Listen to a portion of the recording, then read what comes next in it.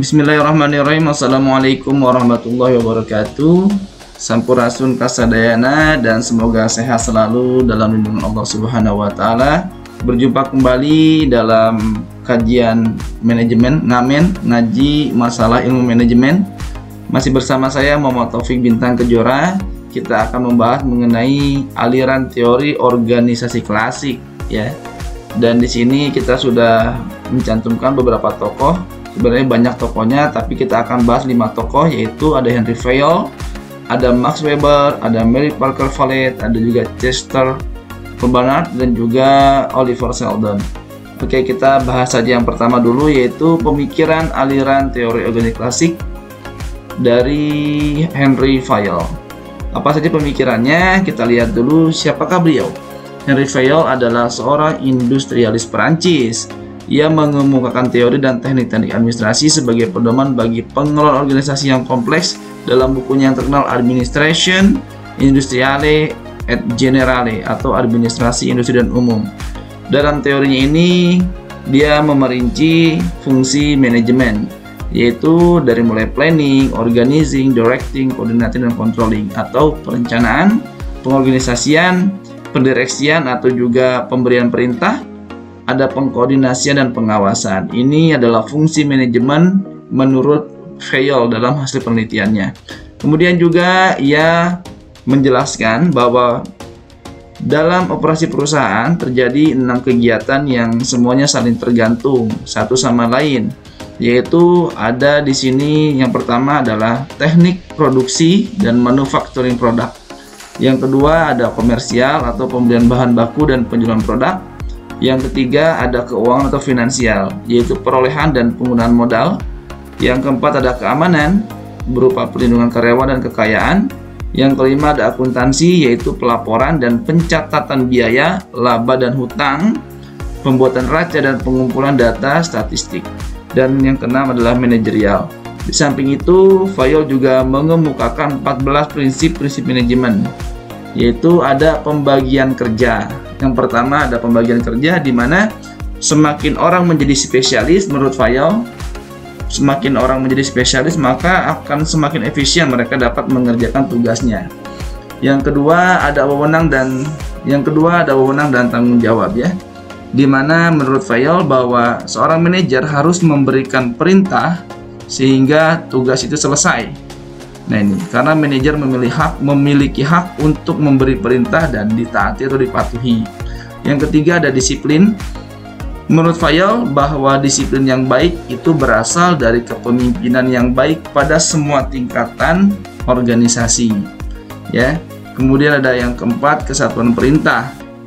Fayol mengatakan bahwa setiap karyawan hanya menerima instruksi tentang kegiatan tertentu dari hanya seorang atasan. Fayol meyakini bahwa apabila karyawan menerima perintah dari banyak atau beberapa manajer, maka akan terjadi konflik dalam instruksi dan kekacauan dalam wewenang. Kemudian yang kelima ada kesatuan pengarahan. Fayol mengatakan bahwa operasi-operasi dalam suatu organisasi yang mempunyai tujuan yang sama harus diarahkan oleh seorang manajer dengan penggunaan satu rencana. Nah ini. Dan yang kemudian yang keenam, meletakkan kepentingan perorangan di bawah kepentingan umum. Artinya bahwa kepentingan seperseorangan, kepentingan individu harus tunduk pada kepentingan organisasi. Bahkan menurut Fayol, suksesnya kepentingan organisasi berdampak positif bagi kehidupan pribadi baik karyawan maupun manajer. Kemudian yang ke-7 ada balas jasa atau imbalan. Kompensasi untuk pekerjaan yang dilaksanakan menurut Fayol ini harus adil, baik bagi karyawan maupun bagi pemilik perusahaan. Upah diukur sesuai tingkat kesulitan pekerjaan. Jabatan dan tanggung jawab yang besar harus didukung oleh upah yang seimbang dengan beban kerja yang dipikul. Nah ini. Kemudian Fayol mengatakan bahwa kesulitan pekerjaan bukan diukur oleh kelelahan dalam bekerja, melainkan oleh keahlian, keterampilan, atau profesionalitas. Nah ini. Jadi gaji besar itu kata Fayol bukan karena capeknya, tapi karena keahlian, keterampilan, dan profesionalisme. Kemudian yang berikutnya, yang ke-8 ada sentralisasi. Fayol mengatakan bahwa mengurangi peran bawahan dalam mengambil keputusan adalah sentralisasi. Sedangkan meningkatkan peran bawahan dalam pengambilan keputusan itulah desentralisasi. Kemudian yang kesembilan ada hierarkis atau rantai skalar, ya, rantai garis wewenang. Kemudian yang ke-10 ada order atau keteraturan. Nah, di sini orang-orang hendaknya ditempatkan pada posisi-posisi atau pekerjaan-pekerjaan cocok untuk mereka. Itulah keteraturan. Ketertiban dapat bersifat material perusahaan dan bisa juga berupa ketertiban dalam arti sosial. Nah, kita jelaskan bahwa menurut Fayol, ketertiban material menyangkut inventaris kantor atau organisasi yang harus digunakan untuk kepentingan organisasi. Sedangkan ketertiban sosial adalah menempatkan orang sesuai keahliannya. Kemudian yang ke-11 ada prinsip keadilan, ya. Ini di mana keadilan di sini bahwa harus ada kesamaan perlakuan dalam organisasi. Di sini begitu juga penerapan sanksi bergantung pada tingkat pelanggaran yang dilakukan juga proporsional atau tidaknya sanksi yang ditetapkan. Jadi sanksi itu ditetapkan proporsional, bukan pada siapa yang melakukan atau apa jabatannya. Semuanya dianggap sama di hadapan aturan perusahaan atau aturan organisasi. Kemudian yang berikutnya yang ke-12 ada stabilitas staf organisasi. Nah, ini yang perlu teman-teman sekalian kaji. Kita lihat bahwa menurut Fayol, banyaknya karyawan yang keluar itu menunjukkan fungsi efisiensi dari sebuah organisasi. Prinsip kestabilan jabatan mencakup situasi perusahaan yang membuat para karyawan merasa nyaman dalam bekerja dan selalu berprestasi. Manajemen yang baik dilaksanakan. Nah, ini menurut Fayol bahwa manajemen yang baik itu dilaksanakan oleh sebuah organisasi yang tidak sering mengganti jabatannya. Jadi kalau sering terjadi reshuffle, justru di sini menurut Fayol terjadi kekacauan sistem manajemen. Dengan sering mengganti pejabat dapat menyebabkan pelaksanaan program akan kembali ke titik nol, gitu. Nah, kemudian kata Fayol ini bahwa meskipun terdapat pergantian pejabat untuk melanjutkan program, namun biasanya pergantian pejabat akan diikuti pergantian kebijakan. Jadi ganti pejabat ganti kebijakan dan berganti juga arah pekerjaan yang dilaksanakan. Kemudian yang berikutnya ke-13 prinsip inisiatif, di mana manajer harus mampu memberi motivasi dan inspirasi kepada seluruh bawahannya untuk berinisiatif mandiri mengembangkan kinerja, tetapi harus tetap searah dengan visi misi organisasi. Nah, kemudian yang terakhir yang ke-14 adalah esprit de corps atau semangat korps, ya. Menurut Fayol bahwa kesatuan adalah kekuatan, di mana pelaksanaan operasi organisasi perlu punya kebanggaan. Jadi kita membangkitkan kebanggaan, kesetiaan, dan rasa memiliki dari para anggota yang tercermin pada semangat korps. Dengan mempromosikan semangat tim akan memberikan rasa kesatuan pada organisasi sehingga organisasi lebih mudah mencapai tujuan visi misi dan efektivitasnya. Oke, mungkin itu yang kita bahas mengenai Fayol. Kita beranjak pada tokoh berikutnya, yaitu ada Max Weber dan Mary Parker Follett, ya. Kita punya Max Weber. Mungkin teman-teman sering mendengar nama Max Weber. Beliau ini adalah seorang ahli sosiologi asal Jerman, ya. Weber ini menggagas sebuah tipe organisasi yang ideal yang dinamakan birokrasi. Suatu bentuk organisasi yang dicirikan oleh adanya pembagian kerja yang jelas. Jadi disebut birokrasi itu pembagian kerja yang jelas, bukan birokrasi pembagian kerja yang tadinya perkara singkat, jelas, dan mudah jadi susah. Bukan, itu bukan birokrasi. Birokrasi menurut Weber adalah pembagian kerja yang jelas. Nah, sehingga semuanya menjadi mudah dan cepat tepat sasaran. Hierarki kepemimpinan yang tegas, ada arahan-arahan dan aturan-aturan yang lugas, serta hubungan antar individu yang tidak bersifat pribadi. Artinya disebut birokrasi itu profesional, gitu loh. Melayani siapa saja dan juga melayani sepenuh hati, itu disebut profesional. Weber mengembangkan sebuah teori mengenai manajemen birokrasi yang menekankan pada kebutuhan hierarki yang ditetapkan secara ketat untuk mengatur peraturan dan wewenang. Kemudian Weber percaya bahwa kompetensi teknis harus ditekankan dan bahwa evaluasi kerja harus berdasarkan keunggulan. Jadi evaluasi kerja itu berdasarkan keunggulan individu. Dia punya kelebihan apa tuh, gitu. Nah, menurut Weber bahwa ciri-ciri birokrasi yang baik adalah satu, adanya pembagian kerja di mana pekerjaan-pekerjaan dipecah menjadi tugas sederhana, rutin, dan terdefinisi jelas. Yang kedua, adanya hierarki atau tingkat kewenangan, di mana posisi organisasi adalah hierarkis dengan rantai komando yang jelas. Yang ketiga adalah pemilihan formal, di mana orang-orang dipilih untuk jabatan dan pekerjaan yang sesuai dengan kualifikasi teknis mereka.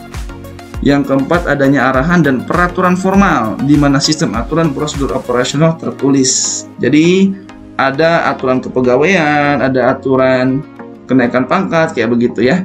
Kemudian yang kelima ada impersonalitas, yaitu penerapan aturan dan kontrol secara seragam bagi semua, bukan secara pribadi ya. Jadi aturan dan kontrol itu berlaku buat semuanya, dari mulai lini bawah sampai lini manajer tingkat atas, diawasi oleh aturan kontrol yang ketat. Kemudian yang keenam ada orientasi karir, yaitu di mana para manajer adalah profesional karir, bukan pemilik yang sesungguhnya dari unit organisasi yang mereka kelola. Nah di sini jadi manajer itu bukan owner, mereka adalah profesional dari organisasi yang mereka kelola gitu ya. Kemudian kita beranjak kepada Mary Parker Follett. Nah ini siapa sih dia? Dia ini, Mary Parker Follett ini adalah ahli ilmu pengetahuan sosial pertama yang menerapkan psikologi pada perusahaan industri dan pemerintah. Dia memberikan sumbangan besar dalam bidang manajemen melalui aplikasi praktik ilmu sosial dalam administrasi perusahaan gitu ya.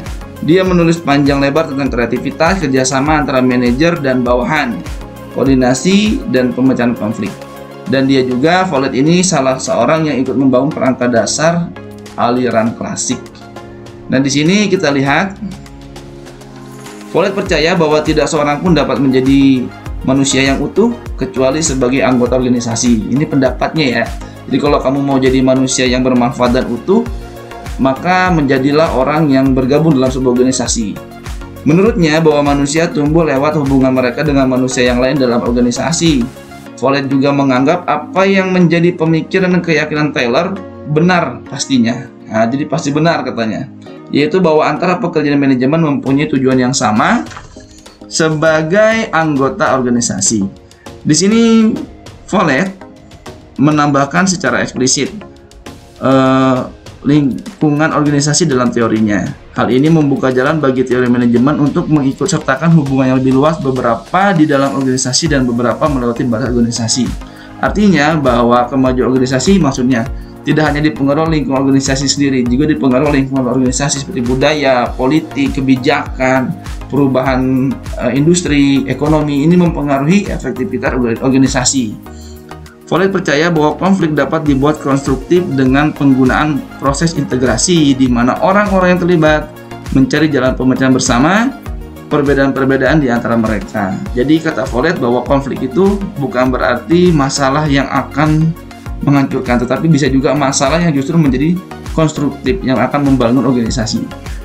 Follett juga menguraikan suatu pola organisasi yang ideal, di mana manajer mencapai koordinasi melalui komunikasi yang terkendali dengan para karyawan. Nah ini, maka dalam perilaku organisasi pasti ada bahasan mengenai komunikasi, mengenai konflik, juga mengenai negosiasi, juga stres. Nah ini bahasan tentang teori perilaku organisasi ya. Kemudian Follett juga menganjurkan kedudukan kepemimpinan dan organisasi bukan hanya karena kekuasaan yang bersumber dari kewenangan formil, tapi harus berasal dari pada pengetahuan dan keahliannya sebagai manajer. Artinya ada keresahan kala itu di mana para pimpinan hanya sebatas menggunakan wewenangnya tanpa punya pengetahuan, punya keterampilan dalam mengelola organisasi yang baik, sehingga diperlukan keterampilan pengetahuan dalam pengelolaan organisasi sehingga organisasi bisa efektif dan efisien. Oke, ini kemudian kita punya tokoh lainnya ya. Ada di sini. Yap, kita punya Chester A. Barnard. Nah, Chester Barnard ini adalah seorang presiden perusahaan Bell Telephone di New Jersey.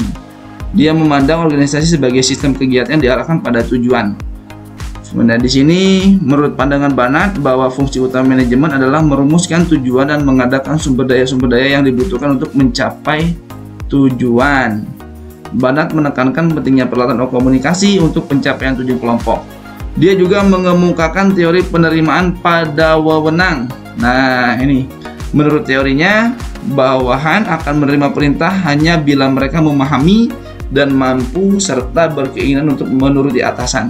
Nah, ini jadi bawahan ini bakalan nurut, menerima perintah, melaksanakan kegiatan perintah Kalau mereka paham, mampu juga punya keinginan untuk menuruti atasan. Artinya ada kemungkinan orang ini sebagai pegawai membangkang dan tidak mengerjakan instruksi pimpinannya dikarenakan nggak paham, nggak mampu, atau juga memang nggak mood gitu. Barnard adalah pelopor dalam penggunaan pendekatan sistem untuk pengelolaan organisasi. Menurut Barnard, bahwa orang itu masuk organisasi karena ingin mencapai tujuan pribadinya melalui pencapaian tujuan organisasi yang tak mungkin dapat dicapainya sendiri. Nah, di sini tetapi pada saat mereka mengejar sasaran organisasi, mereka juga harus memuaskan kebutuhan individual masing-masing.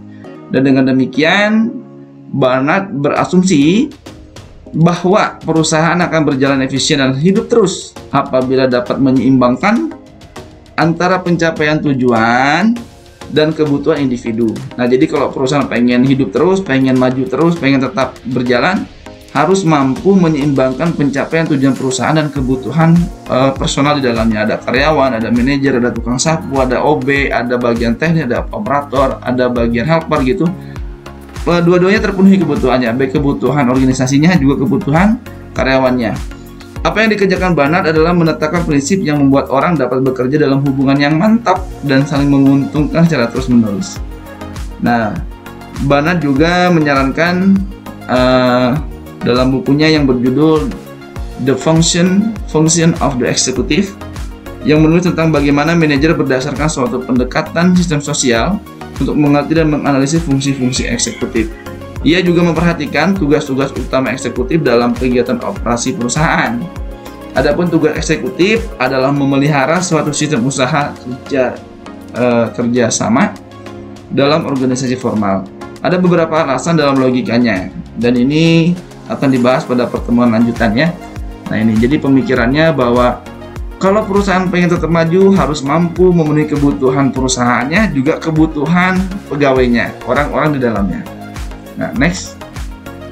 Terakhir ini kita punya Oliver Sheldon. Nah, Oliver Sheldon ini siapa sih teman-teman?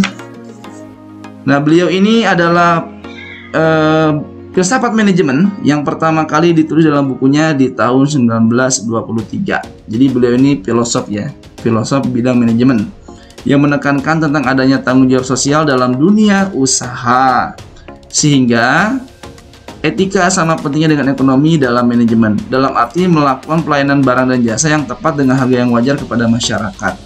Jadi ekonomi dengan manajemen ilmu itu etikanya sama katanya, yaitu bagaimana memenuhi kebutuhan pelanggan gitu loh, secara wajar, secara memuaskan. Artinya kalau ekonomi bagaimana kita memenuhi kebutuhan secara memuaskan, kalau manajemen lebih kepada bagaimana pelayanan dalam memuaskan pelanggan. Itu menurut dia. Manajemen juga harus memperlakukan pekerja dengan adil dan jujur. Di sini Sheldon menggabungkan nilai-nilai efisiensi manajemen ilmiah dengan etika pelayanan kepada masyarakat. Ada 3 prinsip, yaitu 1. A. Ada kebijakan, keadaan, dan metode industri harus sejalan dengan kesejahteraan masyarakat. Nah, ini artinya kita kalau pengen sebuah organisasi maju, membuat kebijakan dan metode sejalan dengan kesejahteraan masyarakat. Jadi kalau Anda buka rumah tahfiz gitu ya, dengan harga yang fantastis, harus tahu kesejahteraan masyarakat yang akan kita jadikan pelanggan di rumah tahfiz kita. Jangan sampai harga tahfiznya mahal tapi tidak ada masyarakat yang mampu, maka kita bisa bangkrut, tidak ada muridnya di situ.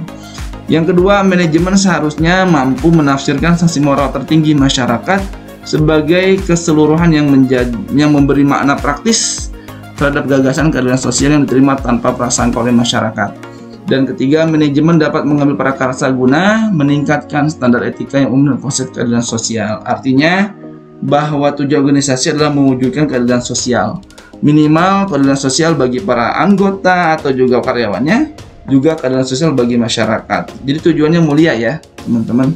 Oke, sekian pembahasan mengenai aliran teori organisasi klasik dengan tokoh-tokohnya. Ada Henry Fayol tadi ya, ada juga kemudian kita sudah bahas Weber, Follett, kemudian Barnard, dan terakhir kita bahas juga Oliver Sheldon.